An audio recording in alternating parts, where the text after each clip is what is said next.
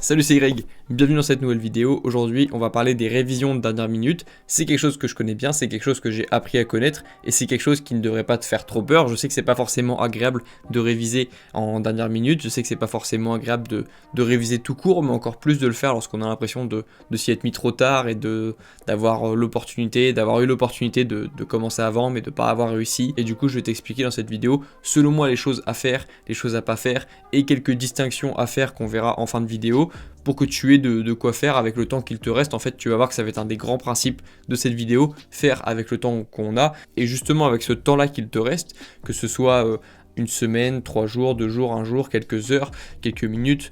Bon, si c'est quelques minutes, regarde pas cette vidéo, va à ton examen et puis passe à autre chose après. Mais s'il te reste quelques heures, tu as de quoi faire justement. Et donc, ne te blâme pas pendant le temps qu'il te reste. C'est pas le moment de te blâmer. Tu pourras te blâmer après. Tu pourras te fouetter autant que tu veux. Tu pourras essayer d'ajuster le temps, la gestion de ton temps le semestre prochain. Mais pour l'instant, avec le temps qu'il te reste, tu vas faire des choses positives. Et c'est ce qu'on va essayer de faire dans cette vidéo. Je te laisse t'installer tranquillement. Il n'y a pas de sommaire dans cette vidéo. On va commencer directement avec la première chose à faire. Tu peux même mettre la vidéo en vitesse 1.25 si tu as envie d'aller plus vite et d'optimiser ton temps. Et puis on commence tout de suite avec la première règle. Alors la première chose que tu devrais éviter, c'est de faire des fiches, c'est de faire des beaux schémas, c'est de faire des belles mind maps. Je pense pas que ce soit le bon moment pour faire des fiches, je pense que c'est juste le moment de faire du bachotage, profiter du temps qu'il nous reste pour lire son cours, réécrire des définitions importantes, réécrire des principes importants, réécrire des passages du cours importants, sans forcément chercher à comprendre au maximum le cours. Alors évidemment, tu vas forcément en lisant le cours tomber sur des choses qui te paraîtront plus logiques que d'autres, et donc ces choses-là, tu auras plus de facilité à les retenir. Fais toujours en sorte de rendre ton cours le plus logique possible.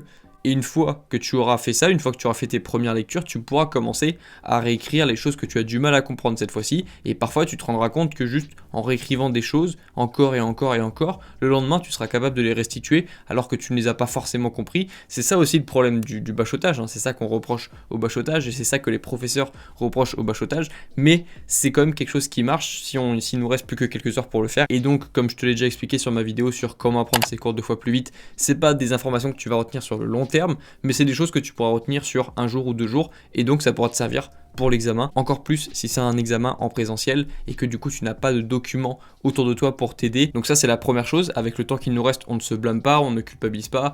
Tu peux prendre 2-3 minutes pour relativiser et puis te dire que tu aurais pu commencer avant, mais pas plus. Prends 2-3 minutes pour te fouetter si tu as envie, mais dis-toi aussi qu'il y a plein d'étudiants qui commencent en même temps que toi. Et d'ailleurs c'est ça la deuxième astuce. Pourquoi je fais 2 là? C'est la deuxième astuce, c'est l'astuce du blaireau. Alors l'astuce du blaireau, c'est une astuce que je viens d'inventer et de dénommer à l'instant. Alors en fait, c'est quelque chose que tu ressens lorsque tu commences tes révisions un petit peu trop tard, tu te sens un petit peu comme un blaireau. Et bah dis-toi qu'il y a forcément un plus gros blaireau que toi, quelque part en France, quelque part dans le monde. Il y a forcément une personne qui commence soit en même temps que toi tes révisions, soit même après toi, en fait, ces révisions. Pareil, lorsqu'on n'a pas beaucoup de temps, parfois on utilise ce temps-là qu'il nous reste, qu'on pourrait utiliser pour relire un cours, réécrire des passages du cours pour essayer d'apprendre quelque chose, quand même d'avoir quelque chose à dire sur une copie. Et ce temps-là, même s'il est limité, il y a des personnes qui préfèrent culpabiliser et se dire qu'il y a d'autres étudiants qui là sont bien, qui ont commencé à réviser 2-3 semaines avant, qui ont commencé à réviser super tôt et du coup c'est même pas la peine de réviser, c'est nul, on va être moins bon que ces personnes, ça sert à rien, etc. Évidemment, lorsque tu révises un petit peu trop tard, tu te sens comme un blaireau. Je me suis déjà senti comme un blaireau avant un examen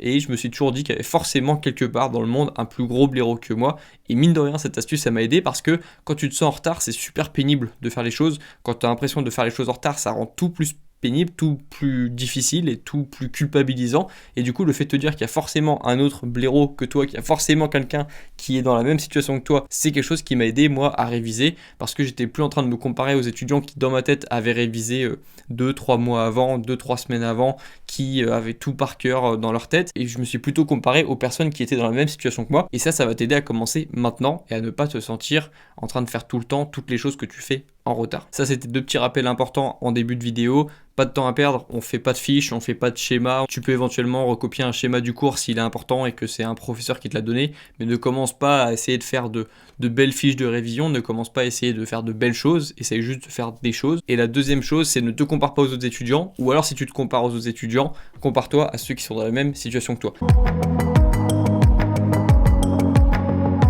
Cette vidéo que tu regardes maintenant, si tu as examen demain ou après-demain ou je sais pas que tu as examen très prochainement, il faut que cette vidéo que tu regardes la mienne du coup, soit une des dernières vidéos que tu regardes de la journée. Si tu regardes cette vidéo le matin, très bien, comme ça tu as quand même une journée devant toi, et fais en sorte que cette vidéo soit une des dernières que tu regardes aujourd'hui. Tu peux, juste après l'avoir écoutée, supprimer l'application YouTube, tu peux te déconnecter de YouTube sinon, et puis commence à te diriger vers ton bureau, parce que sinon tu vas tomber dans la spirale des réseaux sociaux et tu vas commencer à regarder des vidéos que tu n'as pas besoin de regarder, et ça c'est un vrai piège dans lequel tu ne dois pas tomber. Tu pourras regarder une vidéo dans quelques heures si tu as fait une séance productive ou en fin d'après-midi pour penser à autre chose, parce qu'évidemment c'est important de faire une pause même s'il ne te reste pas beaucoup de temps. Moi je me souviens que même les jours où j'étais vraiment en pleine révision, je prenais quand même à chaque fois 5, 10, 15 minutes pour penser vraiment à autre chose, regarder une vidéo et puis vraiment essayer de faire en sorte de ne regarder qu'une seule vidéo, de me discipliner à fond pour ne regarder qu'une seule vidéo et ne pas tomber dans la spirale des réseaux sociaux, parce que tu sais très bien que tu peux y passer la journée. Il y a largement assez de vidéos pour combler les 24 heures que tu as dans tes journées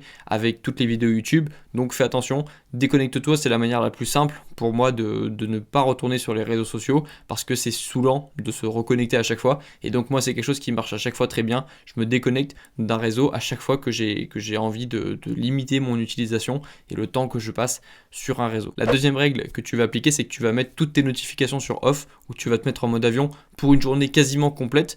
Normalement, tu ne devrais pas avoir d'appels très importants aujourd'hui, donc tu peux te permettre de mettre ton téléphone en mode avion. Fais-le maintenant, ça va être simple et ça va t'éviter d'être distrait pendant que tu essaieras de rentrer dans l'état de flow, pendant que tu seras en train de réviser en dernière minute. Et la troisième règle que tu devrais appliquer, c'est celle de ne pas descendre en dessous de 5 heures de sommeil. Si tu descends en dessous de 5-6 heures de sommeil par nuit pendant plusieurs nuits consécutives, à partir de 2 nuits consécutives, tu peux avoir d'autres problèmes qui vont arriver. Et crois-moi, tu préfères largement avoir une mauvaise note plutôt qu'avoir des problèmes liés à un trouble du sommeil. Ça peut avoir des conséquences beaucoup plus lourdes qu'une mauvaise note sur ta santé mentale, sur tes pensées, sur ton quotidien, sur ton humeur. Tu peux taper un petit peu plus que d'habitude dans ton sommeil, parce que je connais cette sensation de se dire que si on supprime 1 heure de sommeil, on pourra réviser le dernier chapitre du cours qu'on n'a pas encore vraiment révisé. Et donc je sais que parfois moi aussi j'ai tapé un petit peu sur mon sommeil, mais ne descends jamais en dessous de 5-6 heures de sommeil.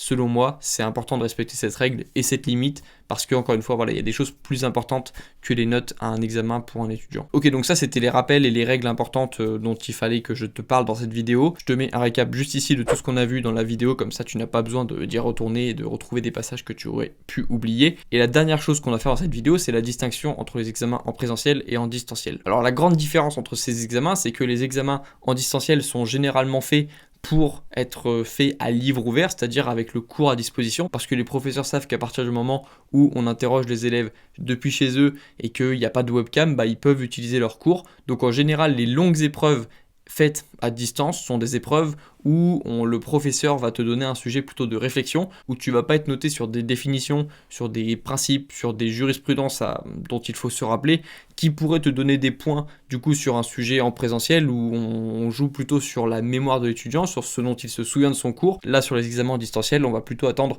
des raisonnements, des critiques, des prises de position de l'étudiant. En tout cas c'est comme ça que ça s'est passé avec moi pour mes examens, et donc c'est à toi de faire la distinction entre les examens en distanciel et en présentiel. Si ce sont des examens en présentiel et que ce sont des épreuves courtes, en général, on ne te demande pas ton opinion, donc il ne faut pas apprendre les cours de la même façon. Si tu as un QCM, si tu as une épreuve en présentiel avec des questions courtes, en général, on ne te demande pas ton opinion, on te demande juste de te rappeler d'une définition, d'un auteur, d'une date, d'un principe, d'une petite partie de ton cours, et on ne te demande pas d'exprimer ton avis forcément sur la question, et donc tu ne dois pas apprendre de la même façon. C'est à ce moment-là, du coup, c'est pour ces matières-là que le bachotage peut être le plus utile, parce que tu peux, sans t'en rendre compte, te souvenir d'une définition, d'un truc que tu as vu dans ton cours la veille, alors que c'était pas forcément très logique pour toi, tu sais pas vraiment dans quelle partie du cours c'était, mais tu as encore un truc dans ta mémoire de travail à court terme qui te permet de restituer quelque chose le jour J. On l'a tous vécu en tant qu'étudiant, le fait de noter un truc dont on s'est souvenu, dont on se souvient alors qu'on l'a pas forcément vraiment compris, et donc c'est à toi de savoir du coup si c'est une épreuve où on va te demander ton opinion, ou alors si c'est une épreuve où on va juste te demander de restituer des passages du cours, des définitions, si c'est juste une épreuve on va dire de cours. Donc en général les épreuves en présentiel assez courtes, de 30 minutes à 1 heure, donc les QCM, les questions de cours, les questions courtes, c'est des épreuves où on ne te demande pas du coup ton opinion de manière générale, et des épreuves longues de 3 heures, les épreuves ATD, c'est des épreuves où on te demande en général des questions de cours, on te pose des questions de cours qui sont parfois reformulées, qui sont parfois cachées dans un sujet qui est une question, qui est une dissertation, mais même dans une dissertation sur une épreuve longue, on te demande quand même de restituer des passages du cours, de restituer des définitions, encore une fois des mots de vocabulaire, de définir des termes du sujet, etc. Donc on te demande quand même de restituer des choses du cours et tu es noté, tu as des points lorsque tu arrives à restituer un passage de ton cours, mais en même temps dans ces épreuves longues, on te demande aussi parfois de prendre position, de critiquer l'arrêt, si tu étudies en droit, de critiquer la décision de justice. Et donc il y a un petit peu des deux en fait, il faut connaître des principes du cours, mais il faut aussi être capable d'argumenter un petit peu, de critiquer un petit peu, et donc ça sert pas forcément à grand chose de faire que de bachoter. Pour ces épreuves, parfois tu peux aussi te détacher un petit peu de ton cours et aller voir de la doctrine. Si tu es encore une fois étudiant en droit, tu peux aller voir de la doctrine. Tu peux aussi trouver sur Dalloz des fiches déjà faites, donc ça t'évitera de les faire, et puis ça te permettra du coup parfois de tomber sur une définition qui sera un petit peu plus facile à comprendre que celle du cours, ou d'aller voir une synthèse de jurisprudence sur Dalloz ou sur LexisNexis sur la base de données en ligne pour avoir la synthèse par exemple d'une jurisprudence que tu aurais pu avoir dans ton cours. Enfin bref, pour ces épreuves où on te demande plus ton avis, repère dans ton cours les moments où ton professeur donne son avis, ou ton professeur pourrait te poser une question. En fait, il faut que ton œil soit un petit peu un radar à questions potentielles pendant que tu révises en dernière minute, et donc c'est pour ça qu'il faut que tu aies une petite idée de l'examen que tu vas avoir pour identifier les potentielles questions et pour identifier les potentiels points sur lesquels on pourrait soit te demander une définition, un principe, encore une fois, des questions de cours, soit te demander ton avis en fait. Pareil,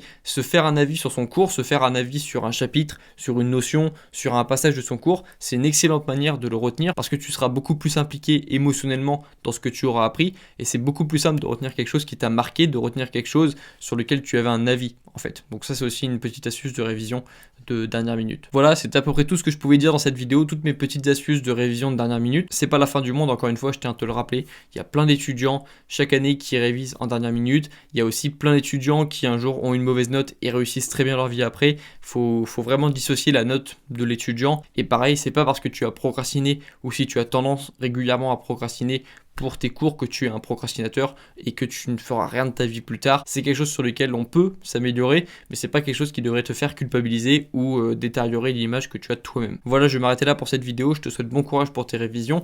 Avant de supprimer l'application YouTube, je t'invite à t'abonner à la chaîne et à me mettre un like si tu as aimé la vidéo, à me commenter si tu veux me mettre un petit message avant ton départ de l'application.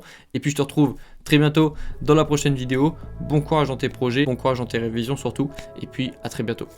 Ciao.